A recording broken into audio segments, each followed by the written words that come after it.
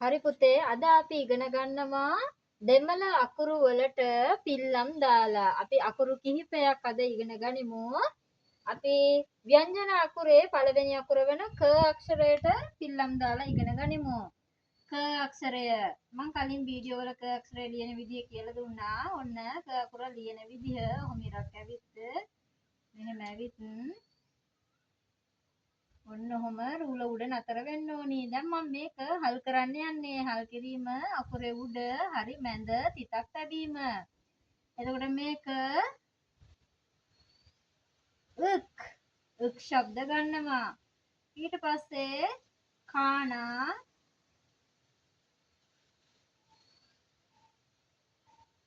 ඔන්න කානා. කානා වලට කිසිම ස්පිල්ලක් ඇලපිල්ලක් පාපිල්ලක් එකතු වෙන්නේ නැහැ. ඊළඟට ඔන්න ඇලපිල්ල එකතු කරන්න යන්නේ තුන්වෙනි අවස්ථාවේ. අකුර ලිව්වා. අකුරට පස්සේ ඔන්න ඇලපිල්ල එකතු කරනවා මම වෙන පාටකින්. ඔන්න ඇලපිල්ල. දැක්කද ඔයගොල්ලෝ ඇලපිල්ල? ඔන්න අපි ඇලපිල්ල එකතු කරා. එතකොට ඒක කා.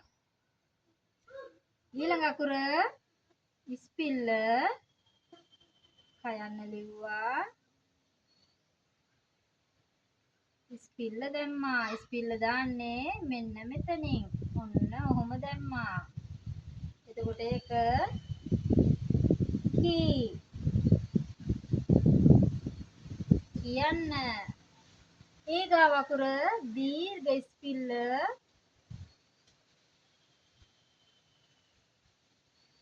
ඒක දාන්නේ පුතේ මේ වගේම තමයි.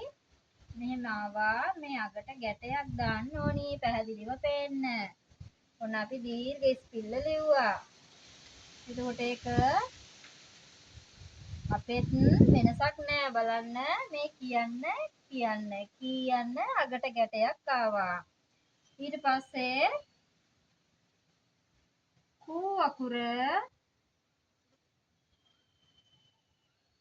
ඒක ඔන්න ඔහොම අරගෙන මෙන්න මෙහෙටම එන්න ඕනි. මේක තමයි එයාලගේ පාපිල්ල. එතකොට මේ අකුරට කියන්නේ කූණා. ඔන්න අපේ පාපිල්ල වෙනුවට ඒගොල්ලෝ අකුරේ පහලින් අරන් ඇවිල්ලා තියෙනවා අකුර. ඊගාවට අපි ලියනවා කූ. කොහොම අකුර ලිව්වා. ඔන්න මෙතනින් නතර කරලා මේක චුට්ටක් බලා ගන්න ඕනි.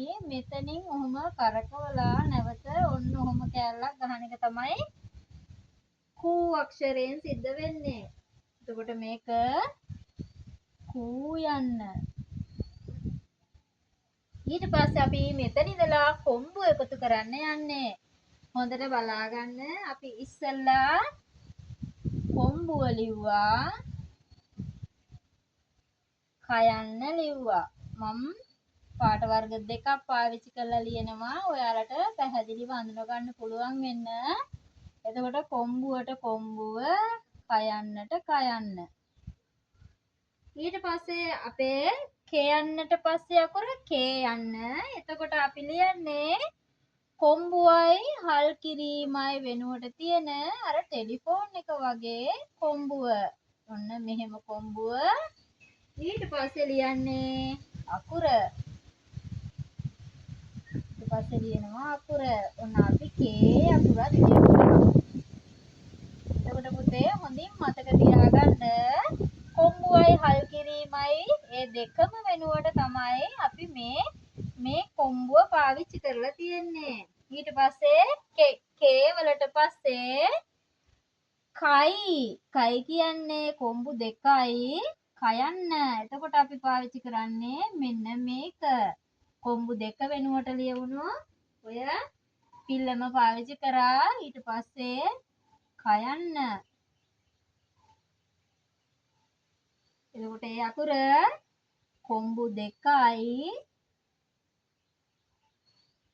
ක අකුර. ඊට පස්සේ අපි ලියන්නේ කොයන්න. කොයන්න ලියනකොට කොම්බුව ලිව්වා.